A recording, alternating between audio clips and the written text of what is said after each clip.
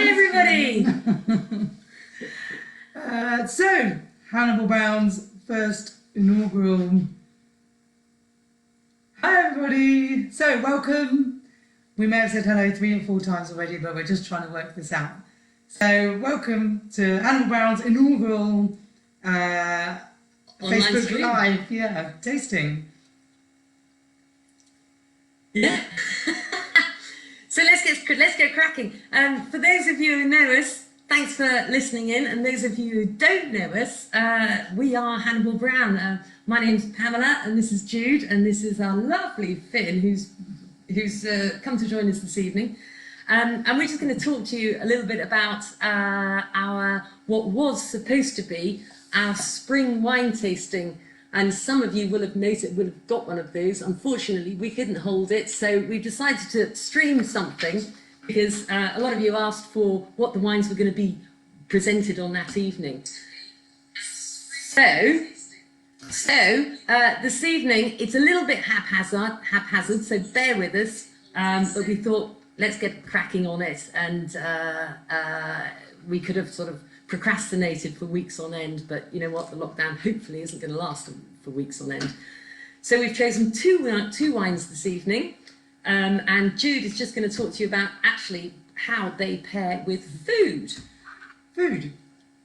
So usually those of you who will have been to our tastings know that we love to put our lovely canapes with the wines, and this going forward is what we'll get you in advance, so you know which canapes to get prepared, or to an idea of a meal maybe to have ready with the tasting. But for this particular live tasting, I'm just going to tell you, and you can imagine how delicious they would be as a pairing with the wine.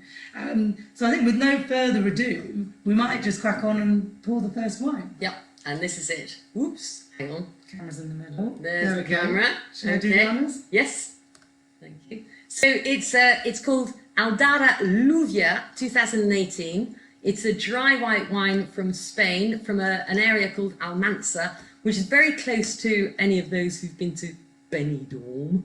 I haven't. Have you been there, Jude? No. No. Or Alicante, but very much on the east coast, but slightly inland. So seriously hot, really, really hot, which makes it quite difficult to produce wines with lots of character. But what we've got here, hopefully, is a wine with quite a lot of tropicality. So cheers. Cheers. Thursday night and all that. We appreciate that not all of you will have this wine, and maybe none of you will have the wine actually. But for next week, we will let you know at the end of this tasting which the wines are, and hopefully we'll be able to get them to you for the tasting. But for now, you can just enjoy us enjoying it. And there goes the telephone. Must be an order coming in. So it's a blend of Sauvignon Blanc. Everybody knows Sauvignon Blanc. Super zesty, super acidic, but it's blended with Verdejo. And Verdejo is known for its slightly more rounded characteristics, which means that the whole sort of the blend itself is more giving, a little bit more sort of accepting, and not quite as sort of like searing acidity as you often get with sort of 100% Sauvignon Blancs. And Jude is going to just talk about what we would tend to put with. A lot of those who've been to our previous tastings, you have to match acidity in wine with acidity in food. So think tomato salads or something like that, seriously acidity. The Verdejo in this gives it a little bit less acidity, so maybe not a searing tomato salad. What would it be, Jude? Well, and another thing, with our, let me just wave the flyer at you again, those of you who might have bought tickets, so with our spring tasting, sorry about the lighting, we're working on this, the whole theme was on Asian-themed canapes to go with the wines. So my thinking with this particular wine, and I think it will go rather well, would be a roasted gammon nugget, but roasted with a really nice Asian glaze.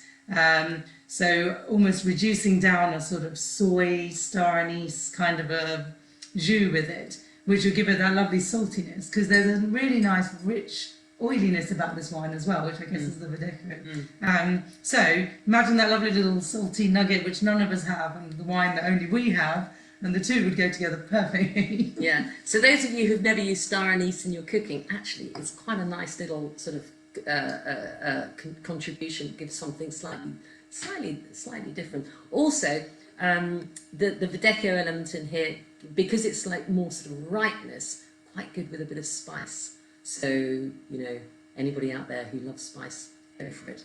And also, we were obviously taken by the lovely, lovely label, lluvia, which is, it means rain in Spanish, and these are little raindrops. Not that we're driven by labels, but they do help. They do help. I forgot. Hang on. Oh, yes. Finn's got a little drinky as well. He's got one. There's a good boy. This is Slurps, by the way. Slurps. We'll tell you about that next week. We will, yeah. Well, those Slurps. Look it up. Slurps.com, I think it is. No, he wants mine. Feel free to ask any questions. We can see your questions if they're coming through. We don't know who you are, where you are. Or how to respond to them. If we're rambling, which we probably are as well.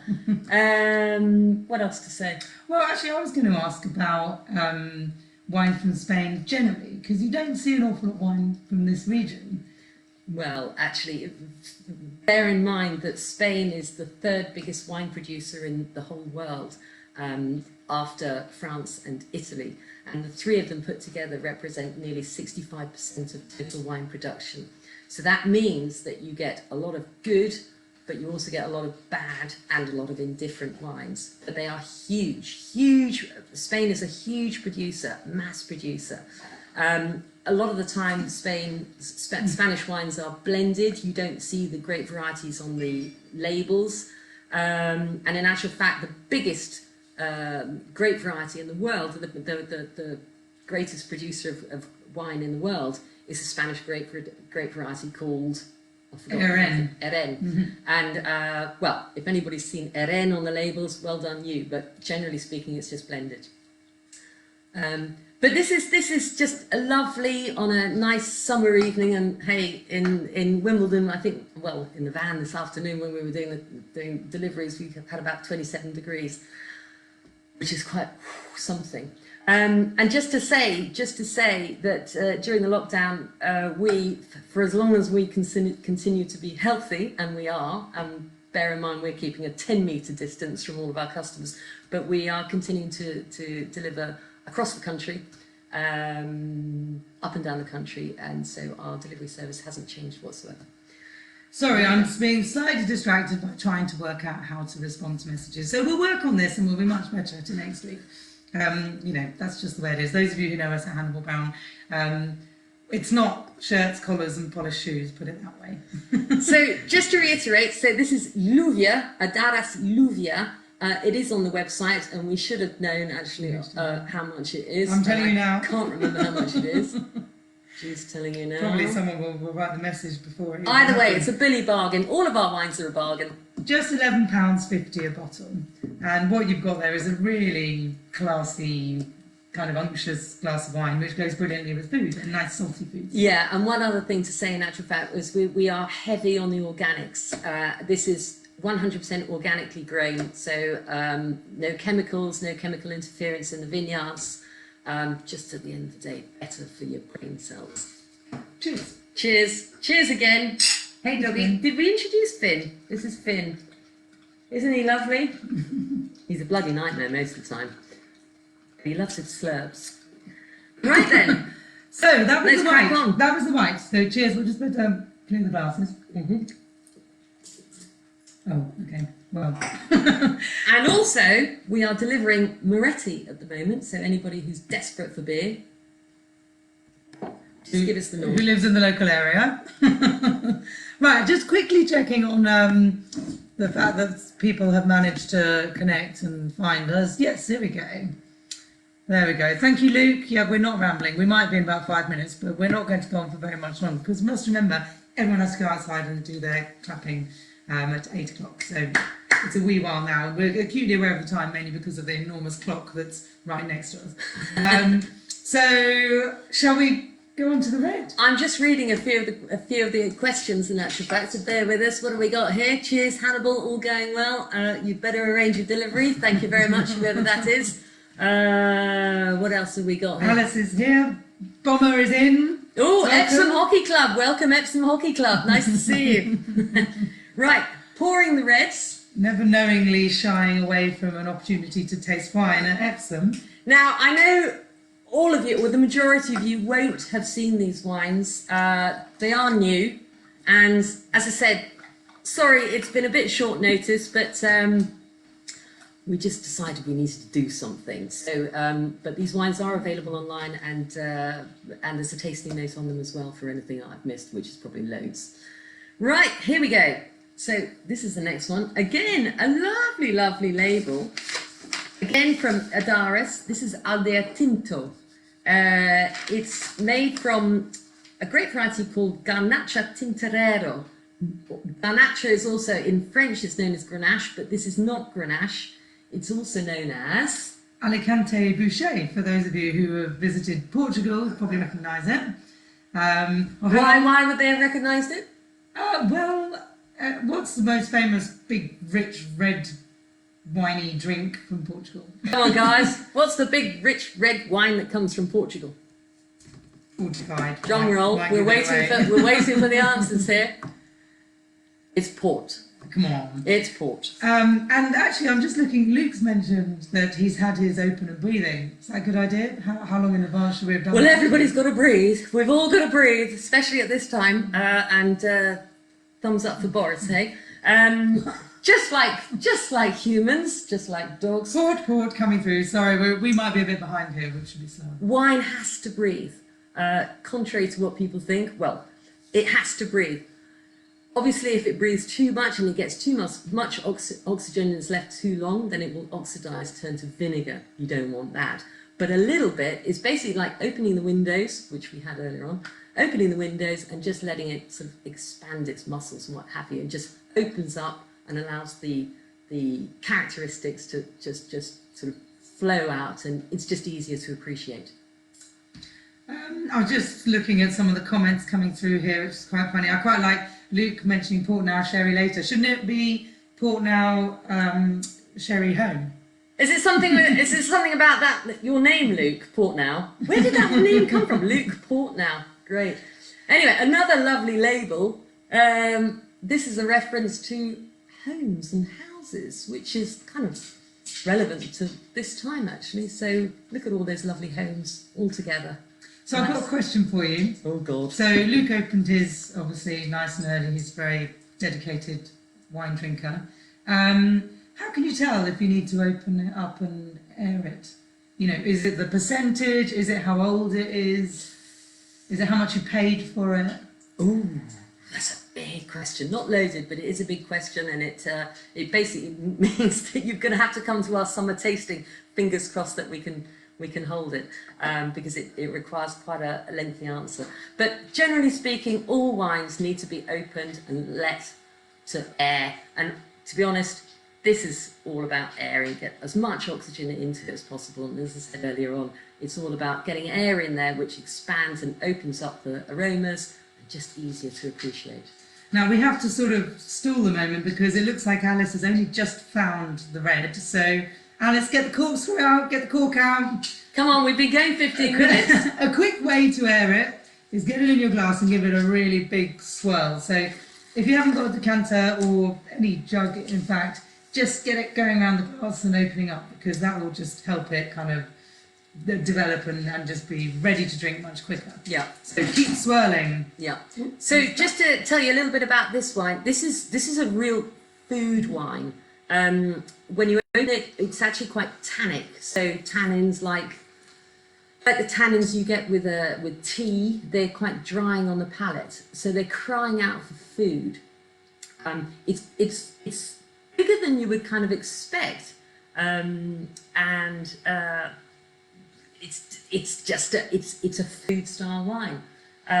So actually, talking of food, again, the imaginary canapé that we can all pretend we're tasting with this, Food. which I think would go particularly well, is duck.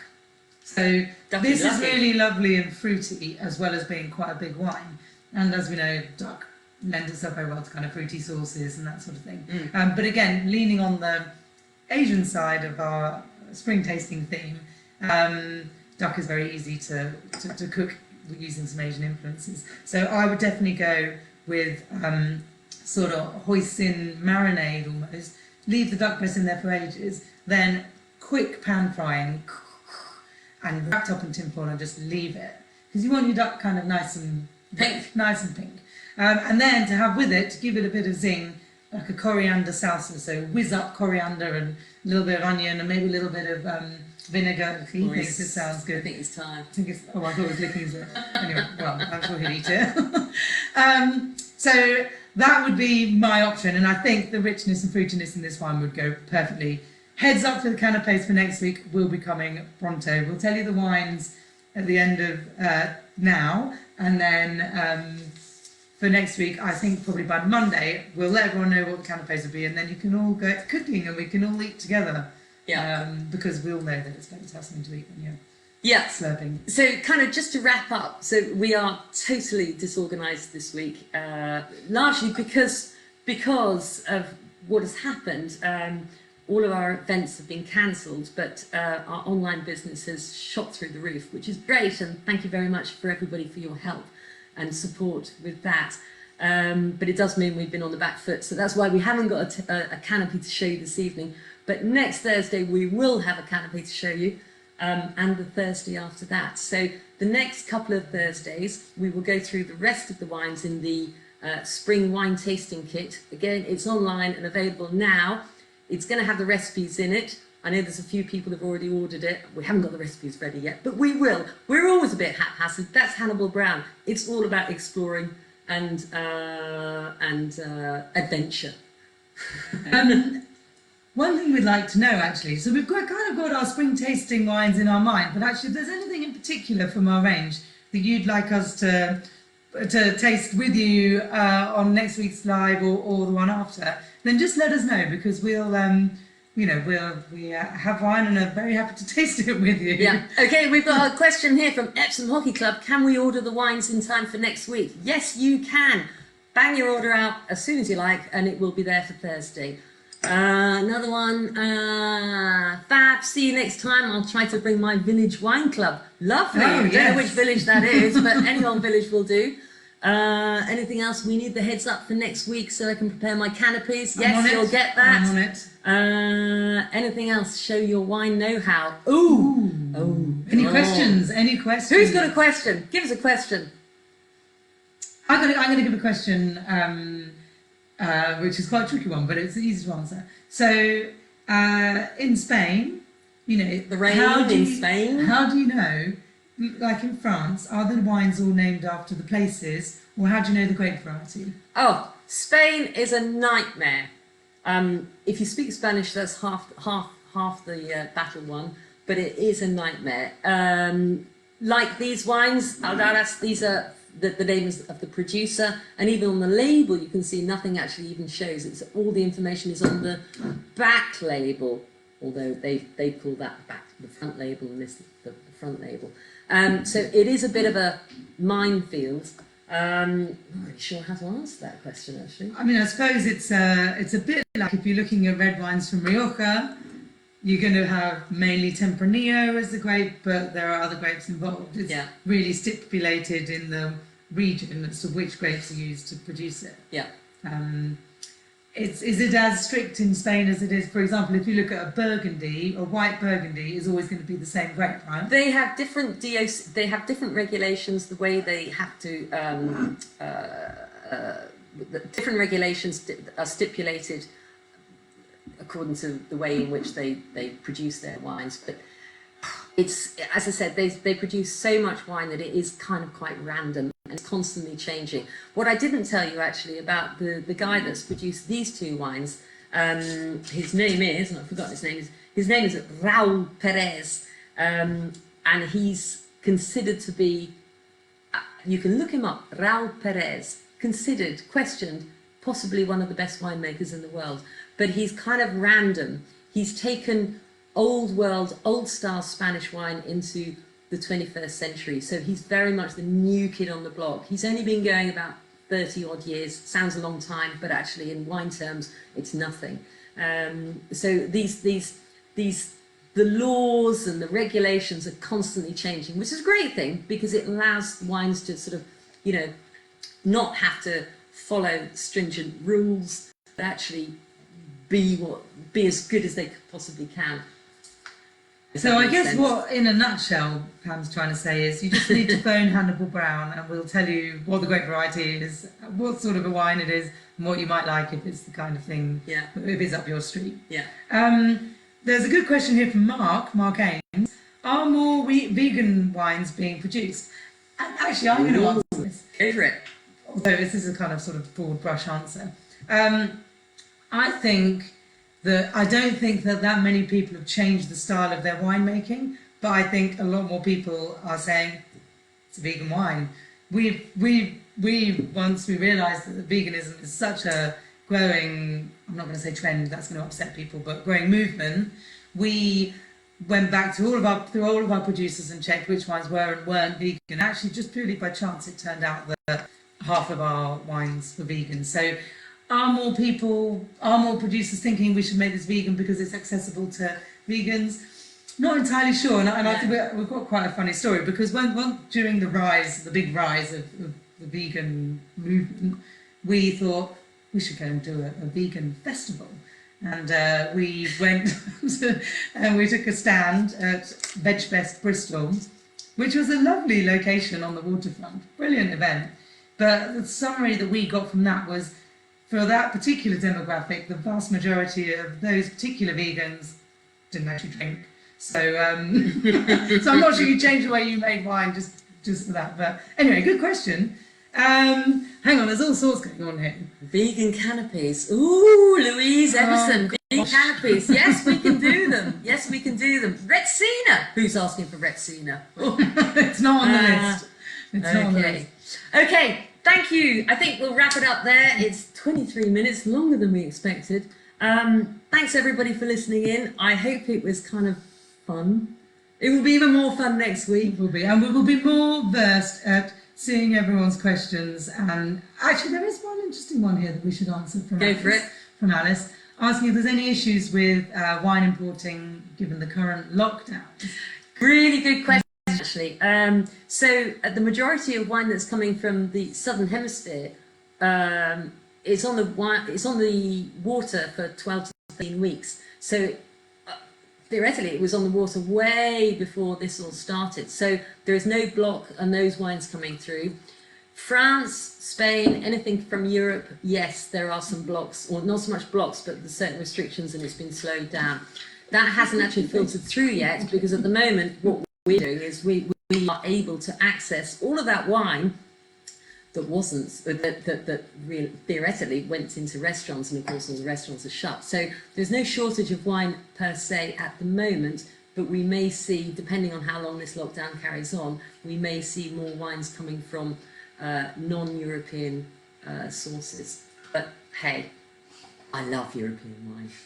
There's no shortage. We're all Europeans. We're not going to run out. That's the most important thing. And just actually purely from a food perspective, before we go, I've just seen Luke's question about tarragon, chicken, olives, etc. Olives is a tricky one. We've looked at wine olives. But the tarragon and chicken thing, and I know there's still a chunk of people who don't love Chardonnay, but chicken with a bit of tarragon, lovely roast tasty flavours, mushrooms, all that sort of earthiness. If you think you don't like Chardonnay, have a punt and go and buy a bottle of Philip Shaw Architect. You will be pleasantly surprised. Okay, that's right. a wrap. Well, look, lovely to see everyone. Thank you all for joining us. It's been an interesting test of our kind of technical know-how. Finn's really enjoyed meeting everyone. He's a good boy. And we look forward to seeing you next week. Yeah, please do share and let others know. We'll try and get wines out in advance so we can all kind of drink together, and then it'd be really interesting to see people's reactions to the wines. And remember, stay safe, everybody. And lastly, alcohol kills everything. Cheers. Oh, it's kind of a little morbid, but bye. Cheers, all. Bye.